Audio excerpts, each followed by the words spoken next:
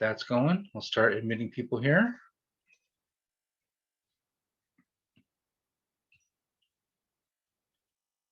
And here we go. Welcome everybody to a Free Thinkers Corner, Books and More. Our next guest for our May is Mystery month is Leslie Wheeler. One thing I would do ask is that everybody keep your videos off and your microphones muted. That helps keeps down confusion. This way we don't have people or dogs barking in the background, and because we're also on Facebook Live here. So I do appreciate that. If you do have a question or comment for Leslie, please use the chat, Facebook Live. Everybody just use the comment section there, and I'll make sure that I relay your question or comment to Leslie. So again, Leslie Wheeler is our guest. She's an award-winning author of books about American history and biographies. She has 2 mystery series, and she has short stories that have been featured in numerous anthologies. She's a member of the Mystery Writers of America and Sisters in Crime New England, and she is the co-editor of a new publishing company, small press publishing company called Crime Spells Book. Leslie, thank you very much for joining us. Well, thank you for having me, Chris. Let's go ahead and start with this new publisher. I'm always happy to hear about new small presses. We try to deal with as many as we can. So how did this get started? Well, it goes back to one of the things I do as a member of the Crime Bake Committee is I sort of manage a mystery short story contest, which is named after Al Blanchard, who was a very important New England mystery author. He was a president of MWA, a member of Sisters in Crime, and chair of the first 3 crime bakes. So when he died, sadly and unexpectedly, a number of years ago, the Crime Bake Committee decided to create this contest with an award in his memory. And because I was good friends with Al, we did a lot of events with each other. My first mystery, Murder at Plymouth Plantation, came out at the same time as his book, Murder at Walden Pond.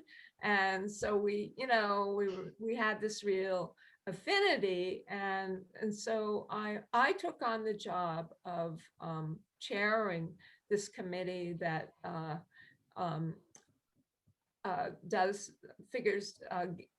makes this award every year, and we had when the award is sponsored by the Crime Bake, but we made this arrangement with another small press, Level Best Books, to publish the winning story every year.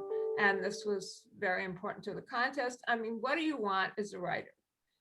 It's great to get money, and it's also great to get published. And so we were able to offer those 2 things. And this went on for many years, first under the first team of Level Best Authors. Then I was part of the second team of Level Best Editors. I was part of the second team of editors, and we did that for 6 years, and then publishing the winning story. And then we handed it over to another group who decided to, after several years, that they would keep the Level Best name, but they were not going to publish the winning story anymore. They didn't want to do short stories. They didn't want to do this anthology, which became known as Best New England Crime Stories. So I felt really badly about that. We kind of went back and forth.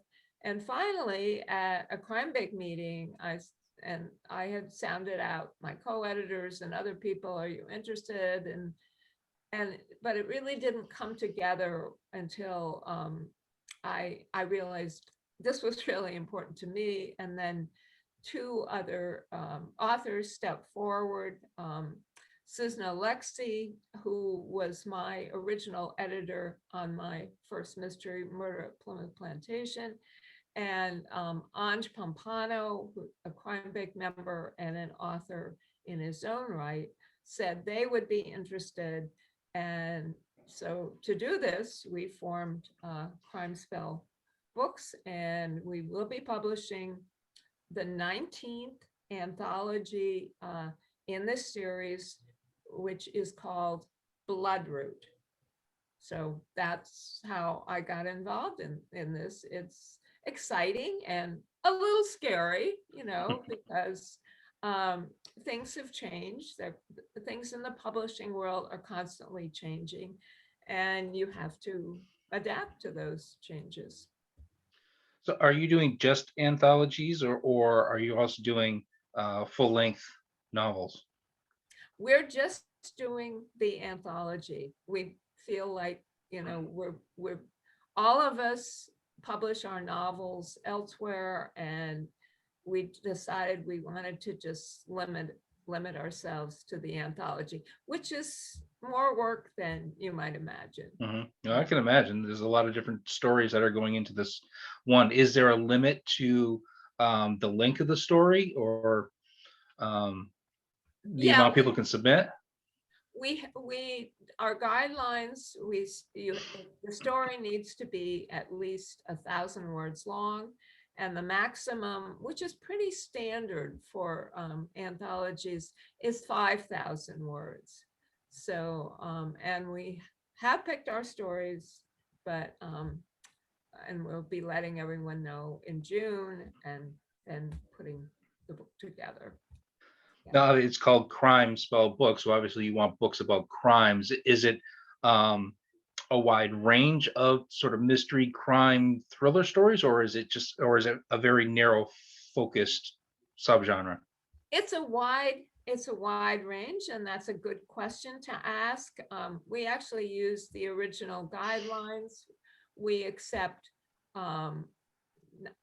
cozy traditional stories. We accept thriller, suspense. We accept, although we don't get much of it, horror, ghost stories, not really fantasy or sci-fi.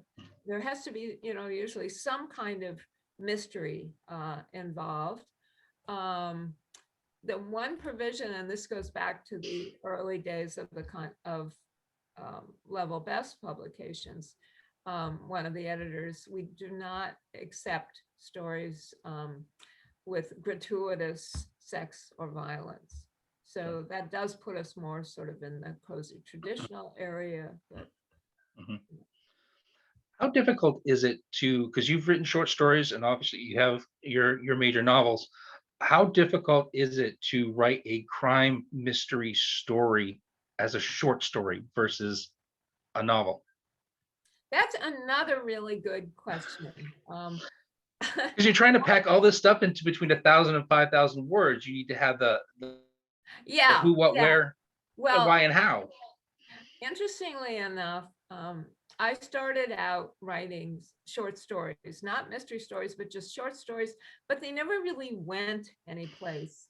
And wrote a long historical novel, and it was long on all these different incidents, but it didn't really have a strong through line. And then I took this mystery writing course at the Cambridge Center for Adult Education. I live in Cambridge, and given by a mystery author. And my first mystery grew out of that course. And the reason the mystery genre appealed to me, this may sound weird, but it gave me discipline that I needed. You had to have a distinct beginning, a middle, and an end. You have to plant clues, and you have to build to a climax. And so I started writing these novels, did not write short stories. And then one of the this was Larkham Press, was the press I was originally published for. One of the editors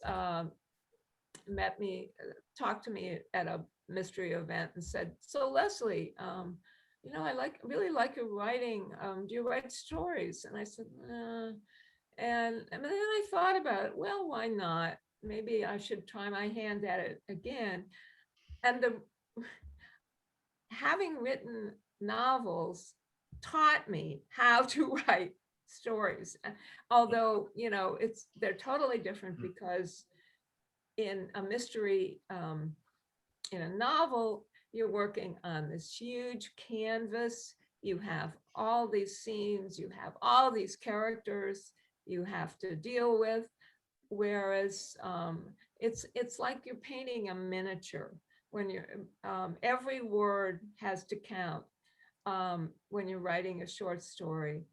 But I found that the structure of writing a mystery novel, I could apply to writing short stories. And my first published short story definitely had, it was like a 3-act story. And But the one thing I found I couldn't do, at least not in the beginning when I was writing mystery stories, was I could not pose a crime and solve it in a short story. I just couldn't do it. So my short stories were actually, my early stories were darker than my novels, because they fell more into the category of suspense thriller. And I say suspense, what's the difference? They're not so much about solving a crime in suspense. It's about somebody in danger who has to figure out how to save themselves, really, to develop the strengths to do that. And so my characters in the early stories found themselves in danger, and they had to figure out what they needed to do to survive. It wasn't so much about solving a crime committed, on somebody else. The analogy that kind of came to mind to me was kind of going from writing on a post on Facebook to translating that post to Twitter. Uh-huh. Yeah. Because that's one of the things I found. You can write a whole big thing on Facebook, but so a store post. But if I want to translate that onto Twitter, you got to cut it down and make your point across in 140 or 280, whatever the number of characters is. Is that a good analogy for going from novel to short story? Yeah, I think it is. I mean, that's just another way of putting it. There are all different kinds of ways of comparing them. Like, one is, it's the difference between a marriage, a long marriage, and a blind date. Yeah. One date, having Right. one date. You're in and out really quickly, and it's interesting. I remember when I was writing that story, and I am a member of a critique group, and one of the people in the group said, "So, you could really make a novel. I really liked your characters. You could really make a novel out of this."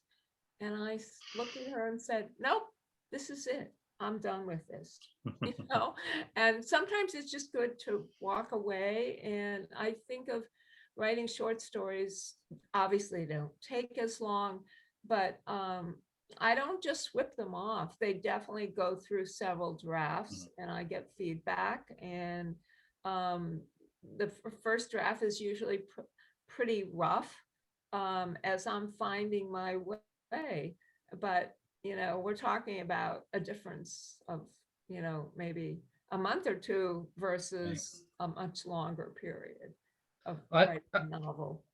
I had gone through a period where I was writing poetry, and so I felt sort of the same thing. I just knew when it was done. As much as I would like to have made it either longer or shorter, it was no. That's the length it needs to be. I've said everything that I needed to say. Yeah, yeah. And I think So that's an important thing to know. And I think for me, it's harder to know when to stop with a novel. But I guess where I draw the line is if I'm starting to get kind of bored, reading it again, making changes again, it's time to just leave it alone, stop. So when you're critiquing or editing the short stories to see who's going to go into the anthology or not, what are some of the common mistakes that you find on some of those that you've rejected? Oh, gee. Well, that's a good question. Um, Is there a common mistake, or is it just sort of all over? some of it, I don't know, some of it has to do with taste. But I think some of it, but perhaps a lot of it has to do with whether the story really hangs together. Um, and we do expect a certain degree, a certain level of writing, because we're not going to take the time to do a massive editing job. Um, and yeah, I don't know. It's just some of it is just very, very subjective. Either it kind of works for you or it doesn't. Yeah. Um, do you, if you, let's say there's sort of syntax or grammatical mistakes, do you say, here, clean this up, suggest these edits, and then resubmit it and we'll put it in? Or if it's just, no, there's just too many things, too many problems, and say, no, move on to the next one? Well, we just don't have the time to kind of do extensive editing. So if it's in good enough condition, we will take it. But we're at this point, at least, we're not going back to authors and say, if you do this and this and this, maybe we'll consider it. Yeah. So we're not doing that at this time. Yeah. So for those who are listening or who will listen, watch this later, how can somebody submit? Um, will you put out a bulletin or a post or something as to the next time you're gonna ask for submissions, and how would they go about doing or finding that out? Well, yeah, we post on Facebook. We post on there's a site called the Short Mystery Fiction Group, and that is specifically for short story authors. We post on the MWA New England. They have a blog, and also the Guppies. Do you know who the Guppy, what the Guppy? No. Yeah, you know. So it's great unpublished, but a lot of Guppy members have been published. I'm a member of the Guppies, and I joined long after I had been published, because it's a really supportive group and a source of a lot of good networking goes on in the Guppies. Yeah, so we will be posting, on the basic mystery sites. So people should be able to find us. Um, Is it going to and be then, I'm is it going to sorry, be is it going to be a regular posting like every, say, 4 months or so, or is it just when you've gotten through this next set? we do one a year. Okay. Okay. And that's, has a certain schedule, and Mhm. it will be released at the time of the New England Crime Bake in November. So what That's is a New England crime bake? Oh, well, it's a mystery conference. Compared to some other conferences, it's fairly small, and people really enjoy that. It's, because instead of this mass mob scene, you have a chance to really meet people and talk to them. And so we keep it at around 300. Um, and this year we will be giving an in-person event again, and it's always held in November around the time of I was going to say the President's Day, Veterans Day. Um, in November, sort of mid-November. So when I hear crime bake, I think of clam bake. So I'm picturing something maybe midsummer on the vineyard or the Cape with, a bunch of mystery Yeah, writers just kind of getting together, partying, eating lobster and yeah, champagne and I know. steamers and corn on the Right. cob and that type of stuff. But Well, um, we do use a lobster as, part of our right. logo. And actually it was Al Blanchard, who came up with that name. I was there at the very first meeting and, it just really took off. Mhm. And some people do still call it, oh, I'm looking forward to going to the, clam bake. So you're also a member of the Mystery Writers of America and one of my favorite groups, Sisters in Crime. Yes. I have to say, over the past since we opened, we've had some of your well, every year we've had three of your panels Mhm. um, in person 2 summers ago. Last summer, of course, we had everything was virtual, and we're Yeah. planning on hopefully doing some again this year. How'd you get involved with those? Well, And talk about those too. What are they? sure, sure. Well, I got involved with Sisters in Crime originally. Um, I knew people, my writing teacher, when I first started writing mysteries, was a president of Sisters in Crime, the chapter here. And I just found it, and this goes back to the time of when my first mystery was published in 2001. Um, uh, and I just found it a very supportive and convivial group. We had in-person meetings at people's houses. We had, craft workshops. And, I have a lot of friends from that time. And I ended up doing a lot of events through Sisters in Crime. Um, One of the great benefits of the organization is our Speakers Bureau, which was headed by my predecessor, Kate Flora, who started it and really built it up. And I did so many events through Sisters in Crime that when Kate decided to step down, they asked me to take charge. And I've been very happy doing it, because for me it it was the Speakers Bureau and Sisters in Crime New England really did a lot for me in terms of launching my career. And I figured now it's payback time. So, and I frankly, I love putting events together. What happens is, um, we'd like a panel on such and such, bookstores like you, and, we have set panels. We can also tailor make the panels if someone wants something different. Um, and I really enjoy making those things happen. And and usually they go well, and that's very gratifying. So, Yeah.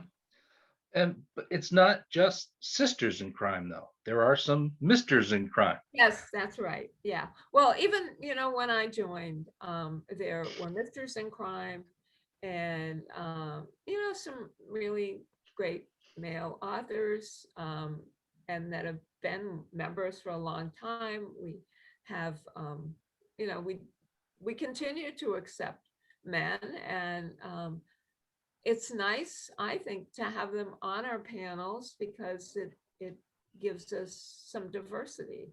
Because I think um, it's nice to get, a male point of view as well, even though it is really primarily a woman's organization. It was founded because out of the perception that male mystery writers were getting a lot more attention than the women.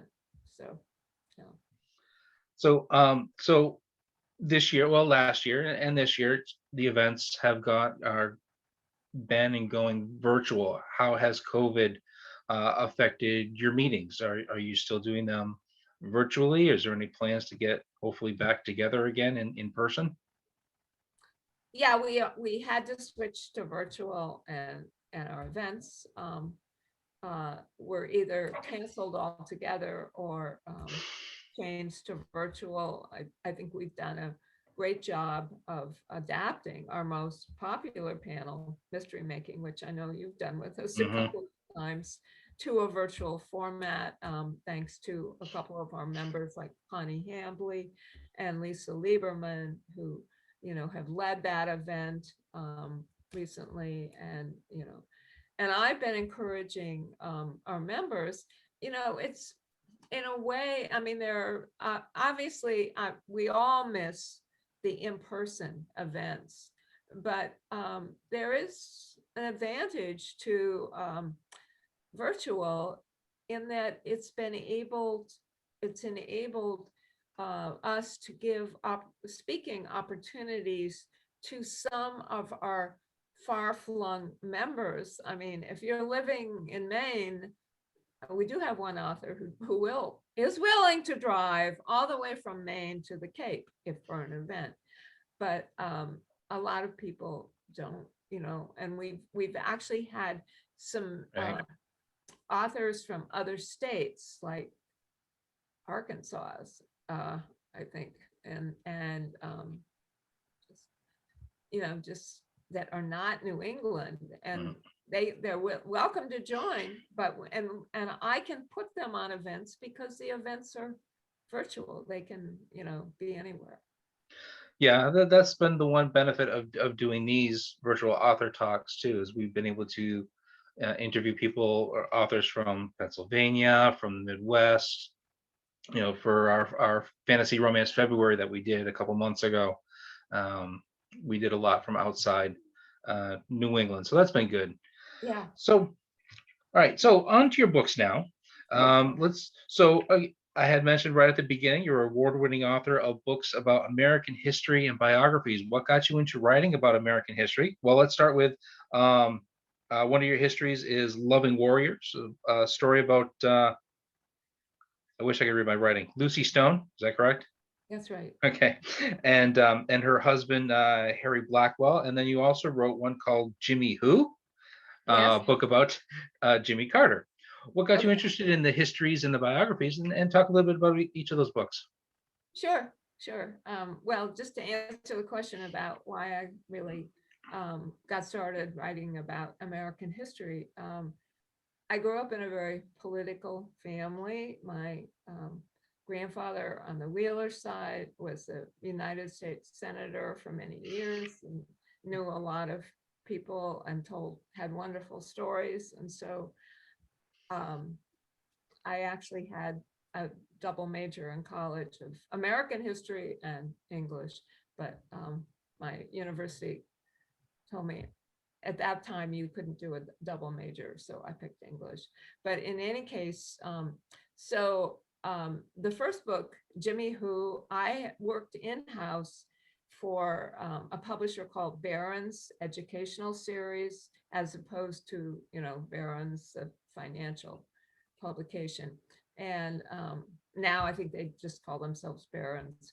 But anyway, it was mostly they got their start doing test guides and other college guides. And but Mr. Barron wanted to uh, tap into the trade market. So I was no longer working in-house for them. I was working freelance, and he asked me to do this kind of campaign quickie biography of Jimmy Carter, and it was a lot of fun. It was kind of nerve-wracking because I was supposed to finish it in 6 weeks, and that was hard, but it definitely had its fun moments. And after that, I had thought a lot about how I wanted to, having published one nonfiction book, what did I want to do next?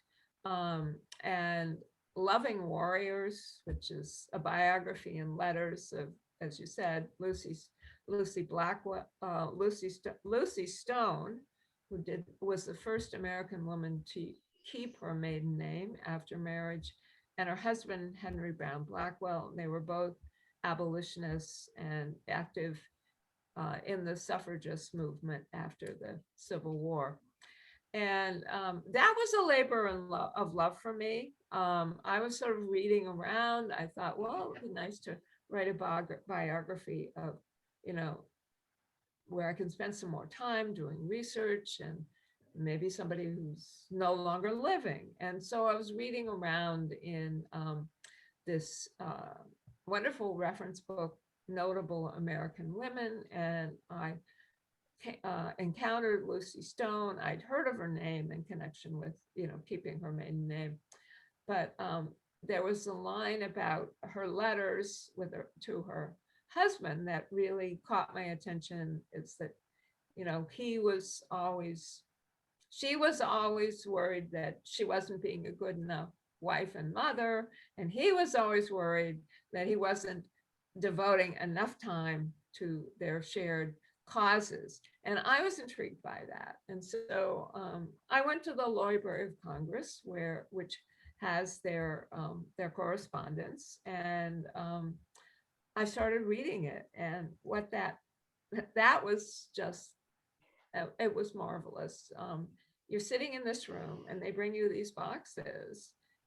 And at that time, this was before the collection had been, you know, put on, well, originally microfilm, but I was reading actual letters, handwritten letters that they had written in the 1850s. Wow. And they were love letters. The first ones were love letters. They had this 2-year courtship. He was trying to convince her to marry him, that she could still, you know, support these causes and be a wife as well. And she was kept saying, no, I really need to devote myself to these causes. And he finally ended up convincing her, and they were married for many years, really, until her death. Yeah, so, and that was my award-winning book. So forever after, I've been able to describe myself as an award-winning author. And the award was given by the English-speaking Union in New York, and every year, and they gave these awards out. The award was called, they selected a number of books to give this award to, and the award was for books that they considered to be outstanding interpreters of American life and culture.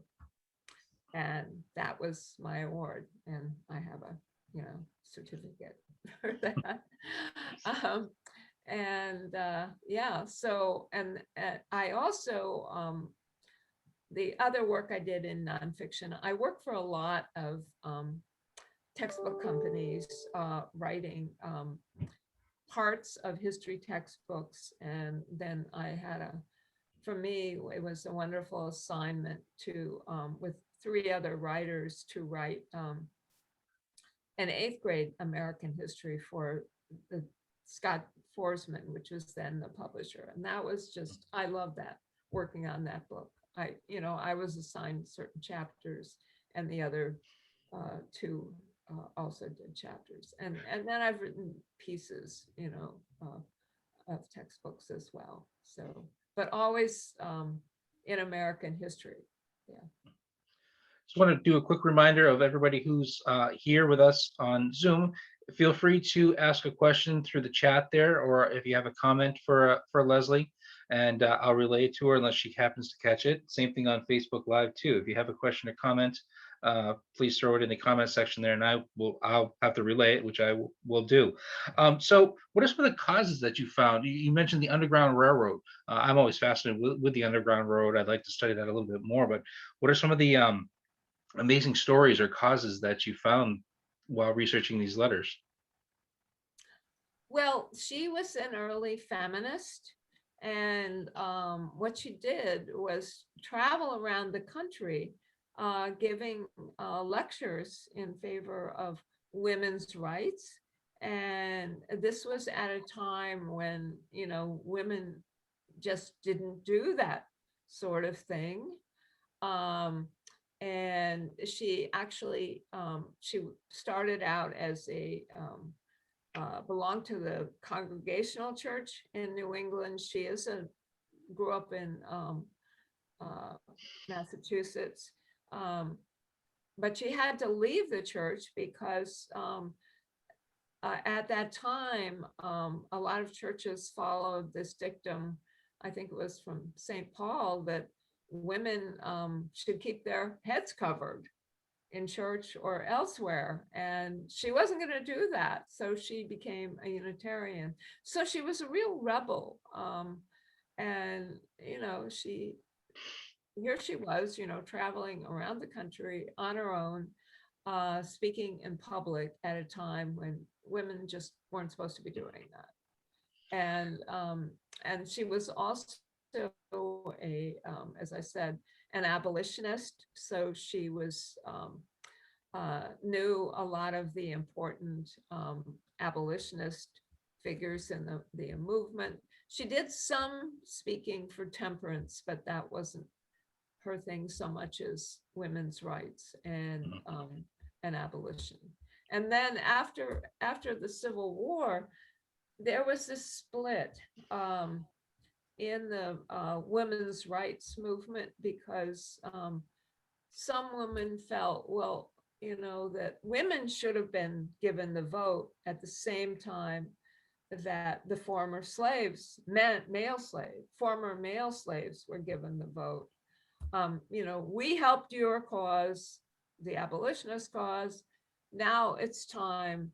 And people said, no, it's, they use the term Negro, it's the Negro's hour. You've got to wait. And wait, they did until the 1920s. But Lucy Stone and other feminists decided that they would not break off with the former abolitionists, that they would try to work with men. Susan B. Anthony and other women decided there were two competing suffragist organizations. Susan B. Anthony headed one, and Lucy Stone and Henry Blackwell were involved in another one. They had just different approaches to how women were going to achieve suffrage. So, yeah, a lot of interesting stories from those times. Did she live long enough to see the suffrage movement? No, she did not. Because this was it this past year, or February, I believe it was the 100th anniversary of the right to vote. Yeah, no, she died in 1893. She did live to see women's suffrage adopted in some of the states, like particularly out west. Henry Blackwell went out like to Montana and campaigned for it. And and it's, it happened on the state level, and that was kind of their approach. The approach of the Stone Blackwell group was, we'll get it going on the state level, and then we'll try for the a federal amendment. Yeah. So when did you first learn about Lucy Stone? And was it, when you did find out about her, was it because of her strong character that drew you to writing about her? It was her strong character and the conflict that she faced between feeling like, she had to be a good wife and mother. At the same time, she was pursuing this extraordinary career as a speaker on, for her causes. When was it that you first found out about her? Was it researching something else, or did you hear about her or know about her? I was reading around in Notable American Women, which is like a 2 or 3 volume collection of short biographies of important women. in American history, and that's I was intrigued by their letters. I knew of her before because just I'd heard the name in Mhm. connection with her keeping her maiden name. So, Well, that's what one of our guests here on Zoom, Sharon Dean, she says she feels like she's always known the name Lucy Stone. Do you remember the Bob's Merrill biographies for kids, all bound in orange? Do you know if there was one on Lucy Stone? I don't. Um, uh, I just don't. Yeah. Uh, So did Jimmy Carter ever read your book? Did you ever get to meet Jimmy Carter? I met him on the campaign trail. I was not able to because I was under so much pressure, and I didn't have the clout that who was I, this person from Barron's educational series. Um, I didn't have the clout that some people did, and so I did follow him on the campaign trail briefly. I went to Atlanta and interviewed people that had known him when he was governor, and I also made the sort of obligatory pilgrimage to Plains to meet his mother, who Mm, was a formidable person, very strong woman. yeah. Yeah. So Sharon Yang is also joining us tonight, and we're going to have her in a few couple weeks, an interview with her. And she asked, "Would you compare the demands? How would you compare the demands of writing fiction with those writing scholarly work?" Hmm, interesting. Well, I think scholarly work, you are really you have to do a lot of research, which is not to say that, but probably more research than you have to do writing at least some novels. You are limited by what the person's life was, and you may get called out if you make up things, because sometimes you just have to imagine what people, in history might have been thinking or saying.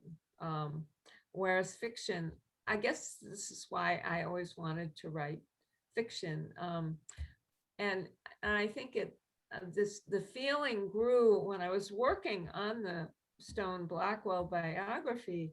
While I love, discovering them through their letters, I also found myself thinking, well, what if she hadn't married him, or what if this had happened instead of what happened? And that what if is really the launch of most fiction. What if something else had happened instead? And I guess what I like about writing fiction is it does give me the freedom to make things up. um, so but fiction uh, can involve a lot of uh, research. You have to be careful with fiction that your the amount of research that you do does not smother the story that you're trying to tell.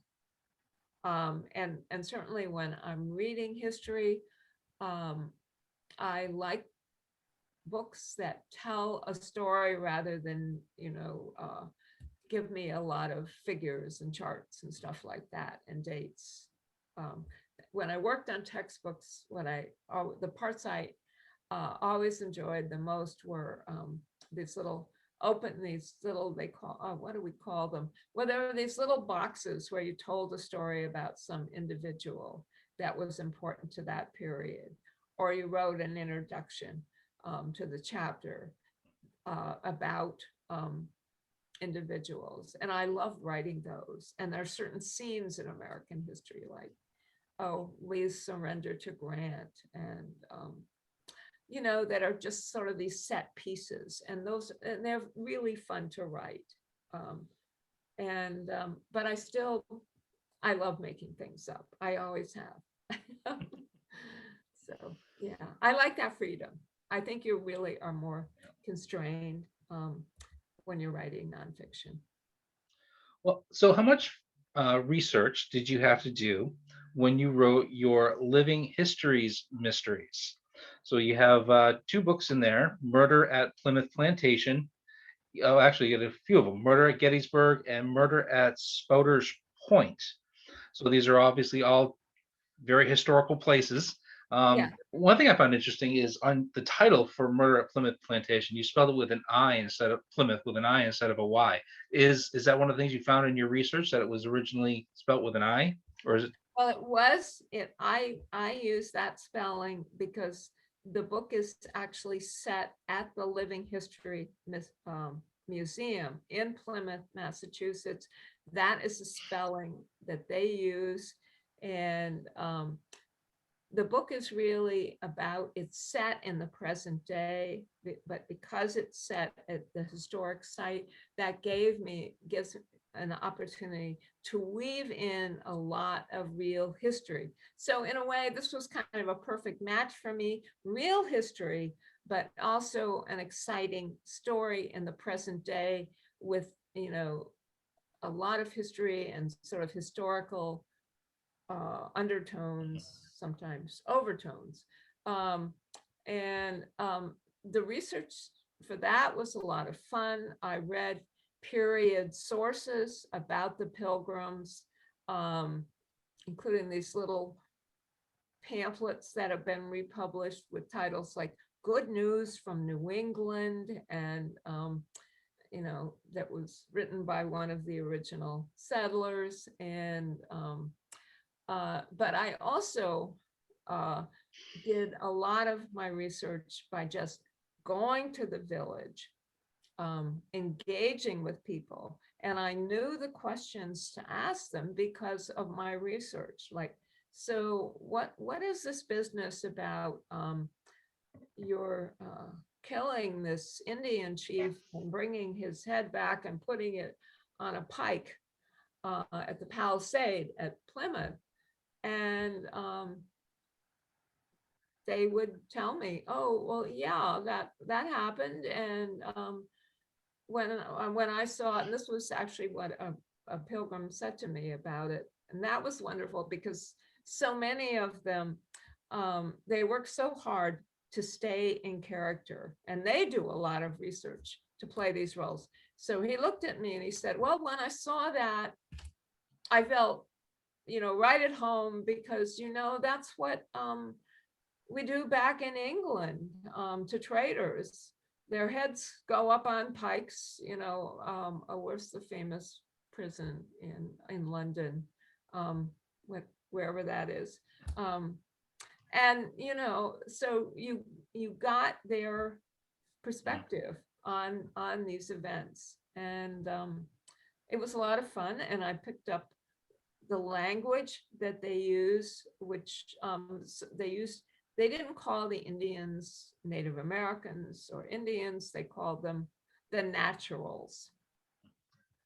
And there were just certain words that I thought were interesting. So when the scenes that take place at the village, as many of them do,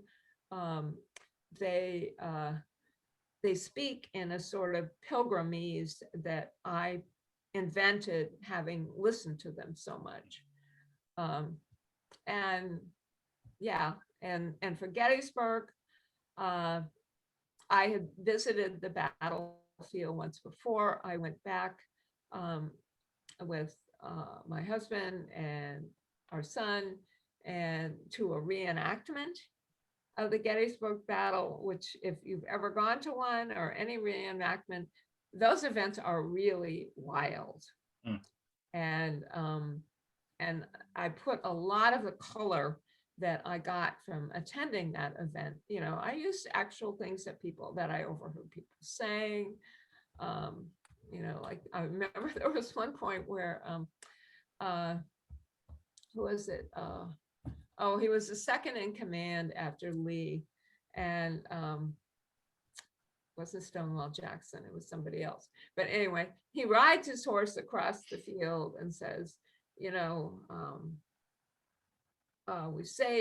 won the battle, or something like that. And this woman sitting next to me in the bleachers said, again, because they keep, reenacting these events. Mhm. And yeah, and then uh, murder at Spouters Point.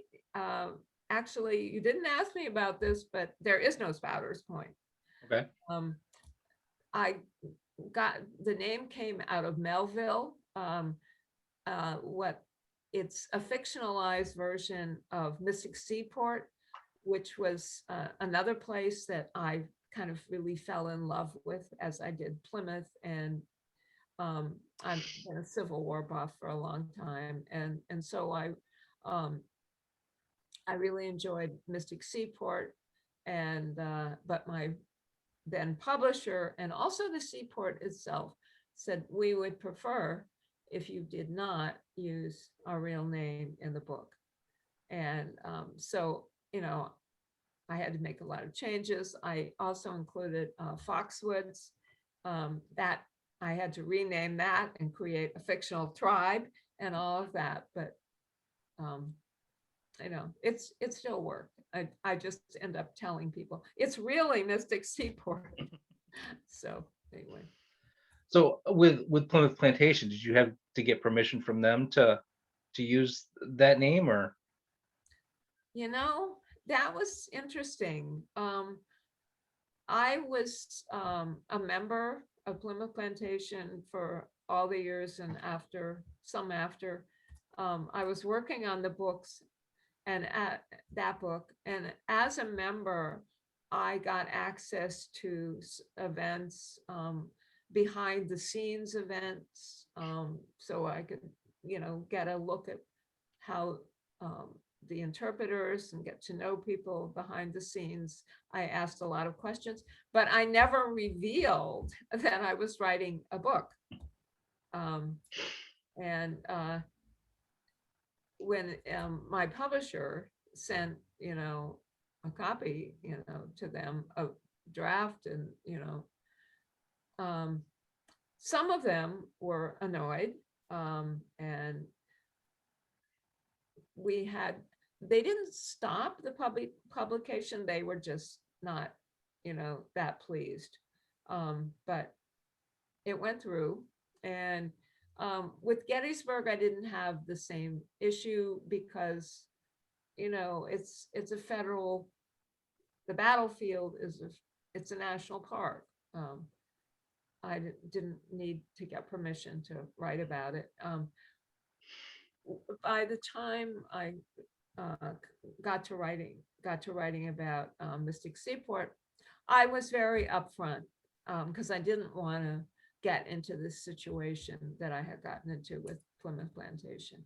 This is what I'm doing, and their PR person really bent over backwards with me to arrange uh, people for me to talk to and everything. And I said, so, well, um, she would have been fine, but, the board said, we'd really rather you didn't. And at that point, also, I was working for a publisher who said, we're worried about the legal issues involved in using real places. So I said, okay, well, I'm hearing this on two fronts. I'm gonna fictionalize it. So change the name. Well, what was the issue that the people at the Plymouth Plantation had? Actually, they wanted a cut in the royalties. Um, and my publisher said, no, I'm sorry, we're not gonna do that. Yeah. So when you were there, and at Gettysburg as well, and at Mystic, so to set the scenery of it, did you take notes while you were walking around that this house was here, this stone wall was there? Or did you take pictures to refer to as you're writing the background, or Yeah. the scene? Yeah, I did a combination of notes. I never taped anyone. I just would um, sit, sit down by myself someplace in the village when I was having lunch or something, and write down very quickly everything that I thought was interesting that I had heard, and then I took a lot of pictures, because I needed the pictures to refer to, when the village was closed, and I might, and the same with Gettysburg, lots of pictures, of the reenactment and places in, Gettysburg, in the town itself. Um, Same thing with Mystic, because the visual aspect was really important to me Mhm. in these places. And then, of course, when I decided to do my Berkshire Hilltown mysteries, um, I didn't. All I had to do was go to my place into the in the Berkshires, and I did take pictures there, but a lot of the scenery is, I used my house. I used my town, a fictionalized version of my town. Nobody's had any problems with that. I had an interesting experience. The Rattlesnake Hill, the first book in the series, was built around a story that I had heard when I was first living in the area. And it was about a romantic triangle that went bad. And I was really kind of haunted by this story because it had happened before I moved there. Uh, but I knew people who had been involved in this, well, murder. Um, the uh, the man who might have killed his wife, his family lived up the hill from me, this kind of raffish family. And that my raffish family in the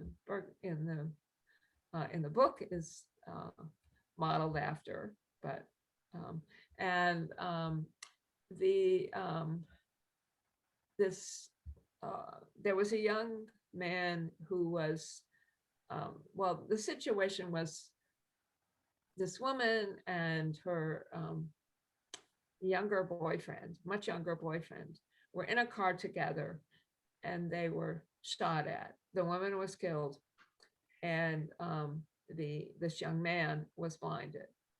Okay, so the blinded young man um, was the son of the man who did the excavating on my property, and who shoveled me out in the winter. I saw this young man in his father's truck frequently. And so these were real people to me. But when I did, I'm not a journalist writing an expose. So I never, until actually after I wrote the book, um, talked with somebody who gave me the real story. So I knew that I was going to spin it in a different way. That's what you do. If you start with something real and then you spin it, that's how I create fiction. And anyway, so I set this triangle 100 years in the past. And the characters are totally different. It's romantic. And after the book came out, I got this letter, email actually, from a woman who had lived in my town. Her family first arrived in the 1700s. And that's what's so I kind of love about this town. It's called New Marlborough, is that people go back, families go back that far. And I went to a presentation on cemeteries, of which there are 11 in this village. And the presenter said, you go to the graveyards and you look at the people, the names of people on the stones, and it's like the yellow pages of the people who are still here now. And this woman came from one of these families, and she said, um, my family and I read this book, we loved it. Um, and she said, I especially enjoyed the spin you put on this tragedy that shook our, this scandal, tragedy, whatever, that shook our small town. And um, I know where you live, and I know where, I think I know who every person in the book is. And I thought I had done such a good job of disguising them. Well, it's not. So I have to take care of just a quick little thing here, but why don't you talk about Shuntown Road? That's your latest book out. Yeah. Go ahead and talk about that, and I'll be back in like 1 minute. Okay. All right. So Shuntoll Road picks up where Rattlesnake Hill leaves off, with my main character, Catherine Stinson. She has fallen in love in Rattlesnake Hill. She's fallen in love with a local man. Um, uh, I'm sort of giving this away, but their relationship is kind of in tatters by the end of Rattlesnake Hill. So in Shuntoll Road, that Rattlesnake Hill ends in early January. In Shuntoll Road, Catherine returns to the Berkshires in June, romantic month and everything, to see if she and Earl, the man she's fallen in love with, can work things out. And she's barely arrived when she finds out she has been renting this property in the Berkshires with a pond that she has grown to love. And she's barely arrived when she finds out that the property has been sold to a real estate developer from New York, who is with planning to turn it into an upscale development for the very wealthy. And this is very upsetting to her. And not only that, she is afraid, she's just going to totally lose this property. But not only that, the man she's in love with is offered the job of clearing the property, cutting down all these trees and everything, and making all these changes, putting in roads, of clearing this, because he's an excavator by trade. And so that really kind of pits him against her, because he needs this work. That's what he does. And work is often hard to come by. But in this case, it means destroying something that she loves. So she also has a difficult time, because the real estate, the developer decides that he is going to, well, he owns the house that she's renting. He doesn't kick her out, but he says, okay, I'm going to set up my office on the ground floor. You can stay, you'll have the upstairs. So he's like there in her sort of personal space, and that leads to trouble as well. So that's basically Shuntoll Road. You meet some new characters, and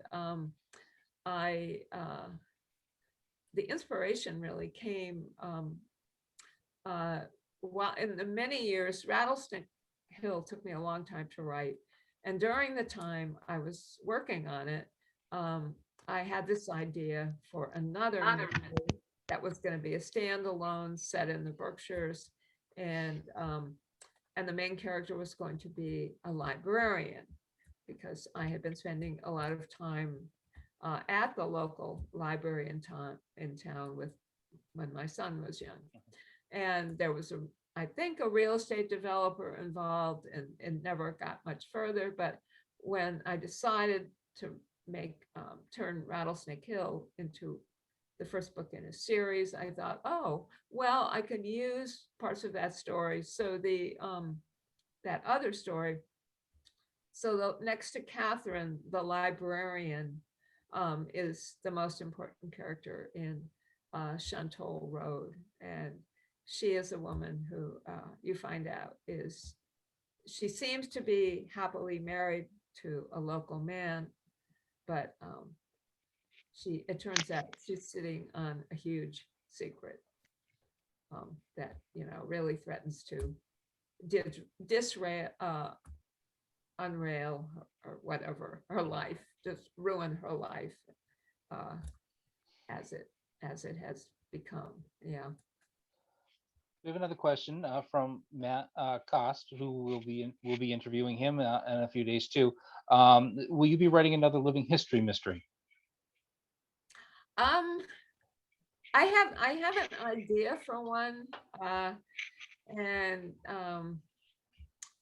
yeah, and I even did research for it, but it's still just in my head. I really got so involved in this new series that the book I'm working on now is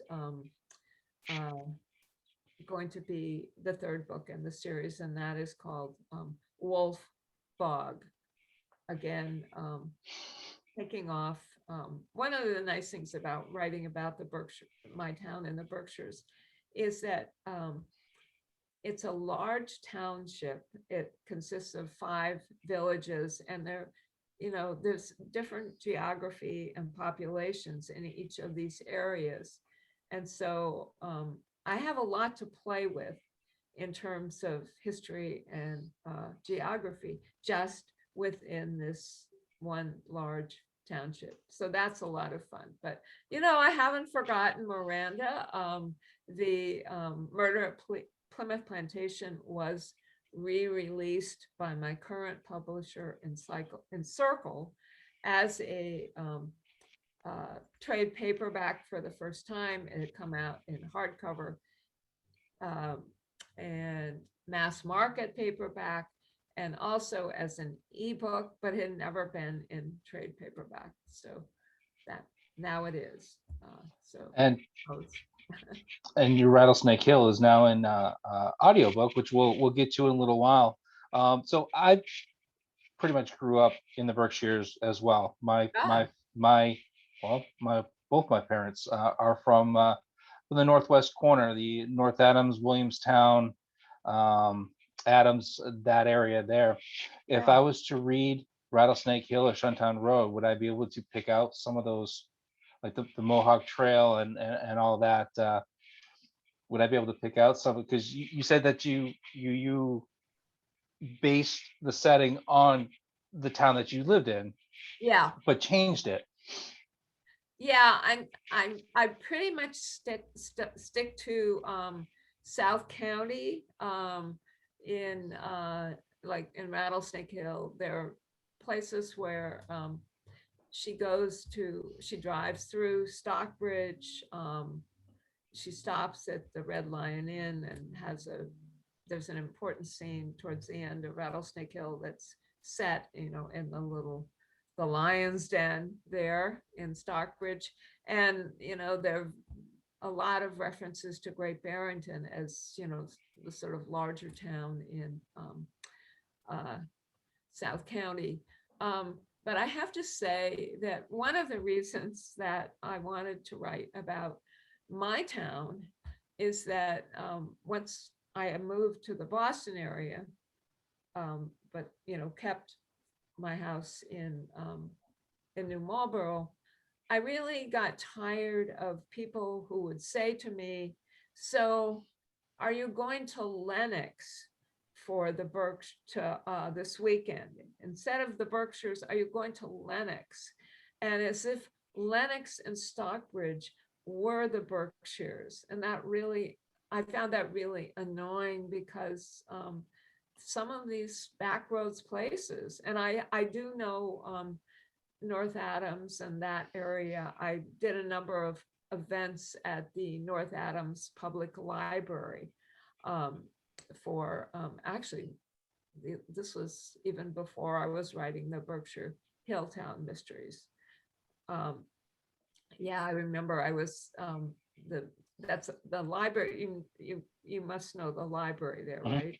mhm. Yeah, it's amazing building. And one of my visits, they were in the midst of renovating it. You know, it has these incredible staircases, and you can go up in the attic and, you know, have this view of the whole uh, city. And that was a lot of fun. So yeah, and I've, you know, gone to Williamstown a lot too. Yeah. But in my particular series, there's a lot, there's so much going on. And I get a lot of inspiration just from being there and going for walks, guided hikes with the local land trust, which, you know, really helped me discover places that I might not have found out about. And reading local history, and I've adapted some of the stories, local history stories, and, you know, they appear in the novels. And so, you know, just in this small area, I find there's a lot to work with. So I'm at the moment, I'm pretty much stuck in South County. Yeah, I was born and raised in New Hampshire, but my grandparents lived in North Adams, Uh-huh. and so we'd go back there a couple or three times a year. And I always loved going up to Greylock Mountain, to the big memorial that they have up on top there, and climbing that, and Yeah, then seeing, you can see all around, and yeah. Oh, great view. it's It's a beautiful amazing. country, especially in the fall with all the leaves changing and stuff. It's a Yeah. beautiful country. So when did you, you mentioned that, I believe it was your first book was in 2001. Yeah, my first When mystery. did you really start writing? When you were a little kid, or just from when you were taking English classes? And then, so when did you start really writing? And then, who were some of your major influences? Sure.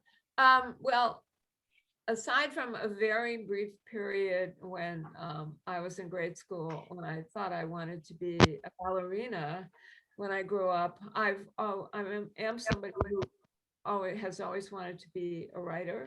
You know, I just think part of it was I grew up in a very verbal family. Words were very important. I was not, oddly enough, perhaps that much of a reader. I read Nancy Drew, but I was more of this sort of dreamy kid. I was sort of I like to lie out on the grass outside, look up the sky, and make up stories.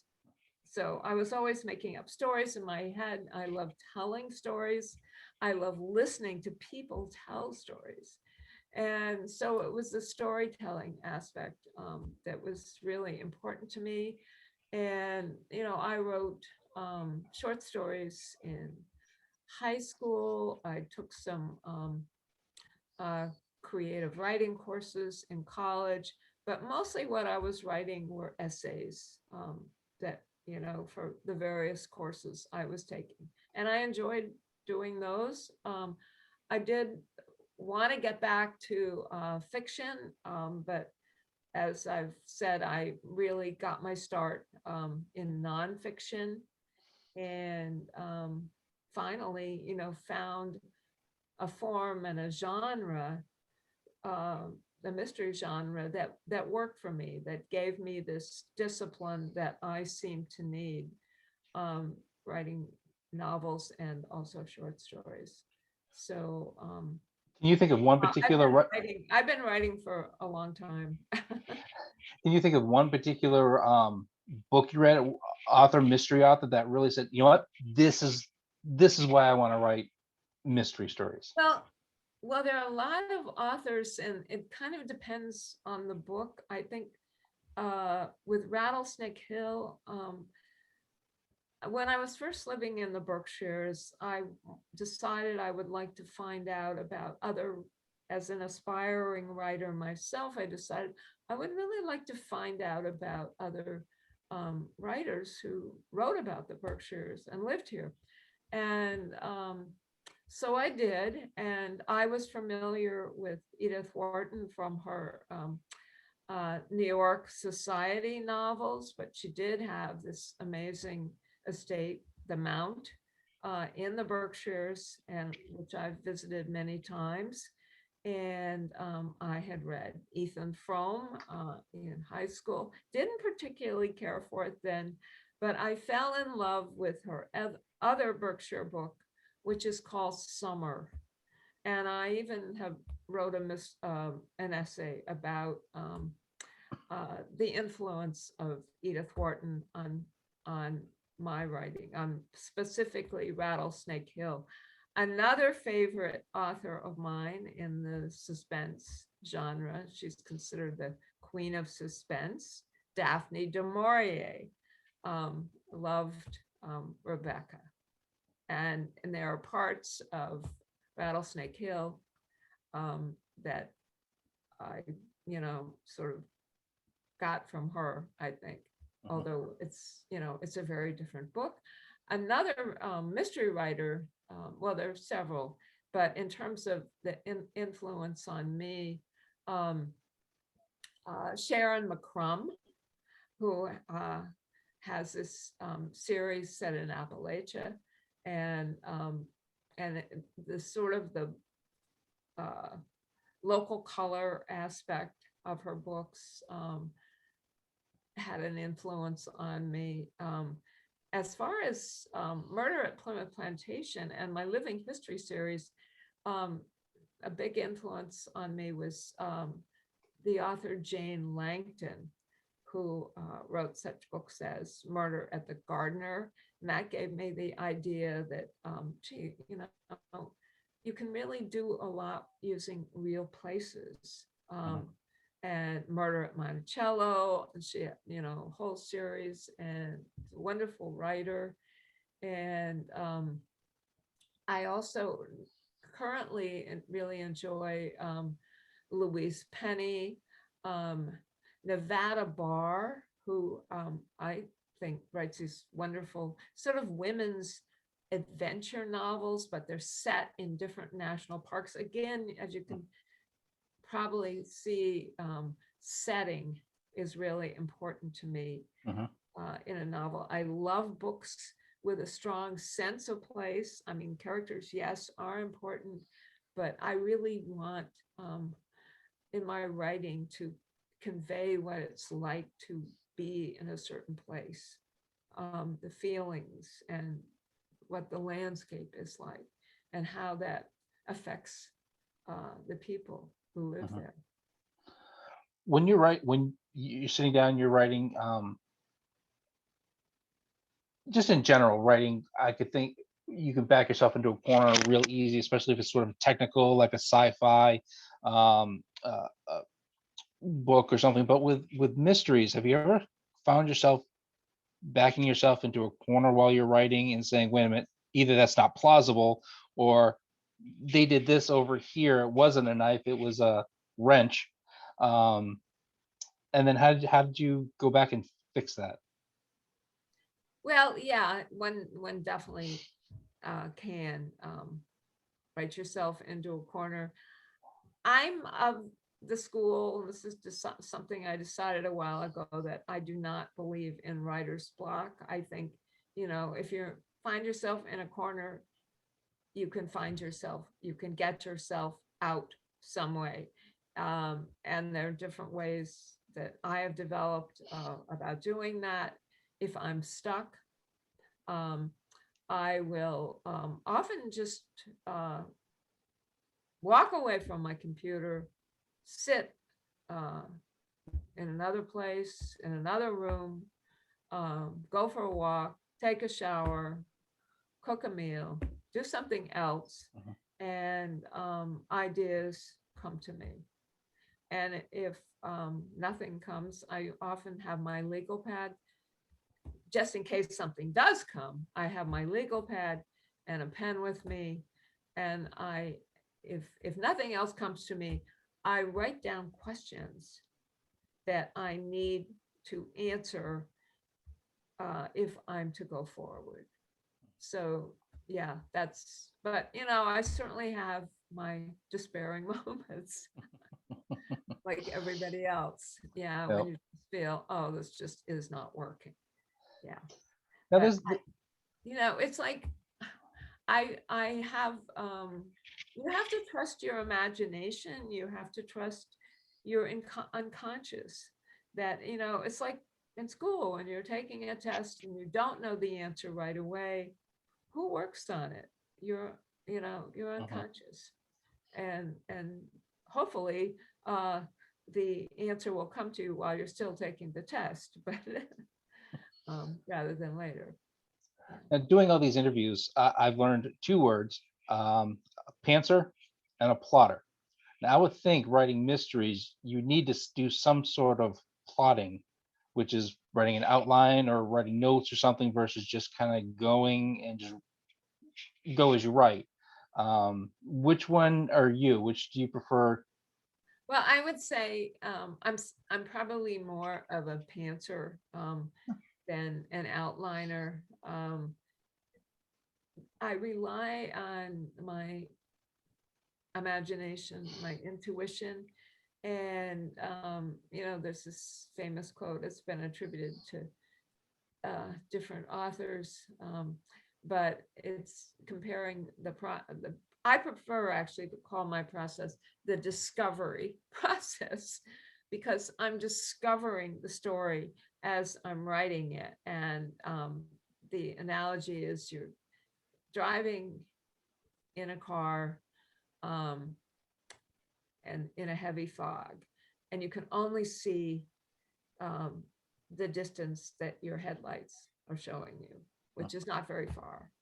So you follow that, and then you hope for another illumination.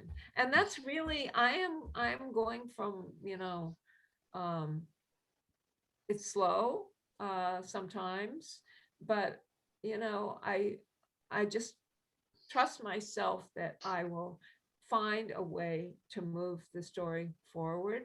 Um, there are definitely disadvantages to the way I work because let's say I get to page 250 and this really cool character, just shows up out of nowhere on the page, and I think, oh wow, I like him or her, and then I can really use this character, but then I have to go back and work him in from the beginning. You just can't have somebody that's important, that Mhm. just shows up at the very end. So that's a disadvantage. You end up sort of doing a certain amount of backfilling. The big advantage for me is that if I knew everything that was going to happen beforehand, I I would lose that wonderful sense of surprise and discovery, which I want you as the reader to feel. You may have guesses about how things are going to turn out, but you know it would be Mhm. boring to me if I had to write something where I knew exactly how it was going to end. I start out with a general idea, but it's pretty vague. I know who the main, let's say, the three characters, the hero, the villain, and the victim. And I have an idea how the book is going to begin. I have some idea of the ending, pretty vague. Um, but how I am going to build my story scene by scene by scene, how I'm going to get from A to Z, I don't know. And that's the fun of it for me, really. Right. Yeah. Right. We're going to backtrack just a little bit. Sharon over here has a question. I love what you said about the difficulty writing a short story when you have to deal with the crime and the solving it. Do you think that's because there isn't time to develop both psychological complexity and the setting? Um, no, no, I don't. I think uh, I did later, after, a couple of years of writing short stories, I suddenly realized that I actually could have a crime solved, rather than just, somebody being in danger. But I haven't done that many times, I have to say. Um, no, um, I think master short story writers can solve crimes in 5,000 words, but I think it's very hard, and it's easier for some of us than others. But I definitely believe it can be done, and I've certainly I'm reading the new Mystery Writers of America anthology, and the first story I read by a writer that I know, crime is solved, you know, at the end. So, in the last few minutes that we have left, we do want to talk about Rattlesnake Hill. You had a big announcement that happened yesterday. What is that? Well, it's my very first ever audio book, and it is of Rattlesnake Hill, and it released yesterday from Orange Sky Find a Way. And this was through an arrangement my um, publisher Encircle made with Orange Sky Find a Way, that they he sent them some titles, and they decided, okay, well, try this and see how it works, and we'll do 10 books starting out. And my book, to my pleasure, I was very pleased. Obviously, uh, they picked Rattlesnake Hill, and so when I found out about it, another Encircle author whose book was also made into an audiobook had decided to reach out to her book narrator, and then she wrote a blog about it, that included an interview with the book narrator. So I thought, well, that's an interesting thing to do. And so I decided, okay, I wrote my book narrator, and I got a lovely letter back, and we've been corresponding. And fortunately, she really enjoyed doing my book, and so we're going to do an event where someone else interviews both of us, and so you'll get a sense of what it's like behind the scenes to uh, create a book, or create an audio book. Um, I've been listening to it. I haven't had a chance to listen to the whole thing because I just got the cut um, uh, yesterday, but I'm really enjoying it. Because you wonder, Mhm. the book has a lot of different voices, and I could imagine that it would be hard for a narrator because it's multiple points of view, and just very different voices, ranging, male, female, old, young, and just different sounding voices. So Mhm. I wondered, well, I wonder how she's going to handle that, and was pleased with the results. I have been pleased with the results so far. You mentioned doing a joint event. I was actually thinking of doing something like that someday. Um, you're really the first person that I know of who has spoken with their narrator. Not a lot that I've interviewed have done audiobooks to begin with. But what got me thinking about it was I read or listened to Kristen Hanna's The Four Winds. Uh-huh. in audiobook. And at the end of the audiobook, there is an interview with her narrator and herself. And I thought that Ah, was kind of a cool idea. And so what are some of the things that you learned by talking to your well, what are the things you've learned by listening to your book, things that you may have wanted to do differently, and some of the comments or whatever that you talked about with your narrator. okay. Well, one thing I'm aware of, and this is, I've been aware of this previously, but when you hear, a good way to edit your book is to read it out loud. And so hearing my book, I thought, first I thought, oh, where did you get all those words, Leslie? Wow. But and I also thought, gee, you use that same phrase a lot of times, and you hear it when you're reading silently, you don't notice it as much. And I know that that's something that's happened to me when I have done, readings and events. I find myself sort of editing what I'm saying because I don't need this word and that word, and so I've tried not to do that with it because I can't change anything now. Um, but and what was interesting to me, I asked her, so what was it like doing narrating my book, and it worked well for her because she said my main character was relatable. She could imagine the conversations were believable. She could imagine herself in the same situation, doing having these conversations or doing what the narrator did. And in terms of reading out loud, she said that uh, the dialogue worked well because shorter sentences, because if you've got these long sentences, it's harder to read.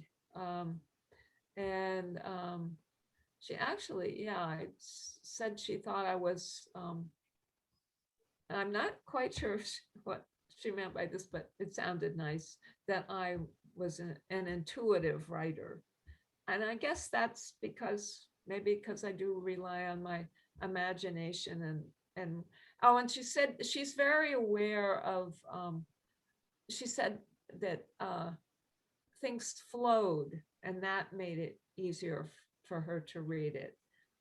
There weren't awkward spots, and one thing sort of flowed into the next, and that is something I know that I'm very aware uh, of in my writing, that I want that flow, and I'm very aware of rhythm in speech, but also in the arrangement of sentences. Um, and it's just I'm not really sure why, but I've just always been sort of fascinated with the act of putting words together, whether it's on the page or. Mhm. And that's one of a major turnoff for me is like choppy sentences or sentences that start to have a flow, but then the meaning of the word that's used is correct, but it's a 50-cent word instead of a 3-cent word or a 2-cent word. It just doesn't fit, and so it kind of like hitting a brick wall. It's clunky, I Yeah, guess. yeah, So no, I always appreciate those nice flowing poetic. This one here, the Four Winds, is just very poetic almost in the way that it was written. It just flows so nice that you can just keep reading and reading and reading instead of hitting a brick wall real quick and think, was that really the right word to use? yeah, no, you want to avoid anything that is going to pull you out of the story. And it could be a lot of different things, but it could be the wrong word, or a character does something that just doesn't seem to, you can't imagine the character doing that based on what you have learned about them. I mean, people can certainly surprise you, but let's say your narrator needs to say, oh, I've never seen him do anything like that before. There needs to be some kind of an awareness that this is out of character. So yeah, it was very interesting. It made me think about my process. I have a lot of questions for her about her process of reading, because I mean, for me, that's such a daunting project to read aloud a book with all these different voices and things happening, and how much, you know, how much I wonder about how she does it, like what the, in segments, or does she read the book first and then decide, okay, I've got to develop a voice for this character, or does it just sort of come to her as she's, actually starting to narrate it. And do you think by asking her, if you get the chance to ask her these questions, that will help shape your next book that you're writing? I mean, Shuntown Road is already out, but let's say the next one after that, thinking in advance that it would possibly be, or at least hope would be, in an audiobook, would that help shape the way you write it? Yeah, I mean, I think part of it is, I think it's more a question of reinforcing things that I have been doing, and being sure that she said, oh, this worked for me, but also, uh, oh, what do I want to say? I just making sure that the book I'm working on now, I think, lives up to what I put into Rattlesnake Hill. You always worry, is this as good as the first book or the second book or whatever? But they're different books, and that is something that I struggle with, comparing, you know, different books of mine.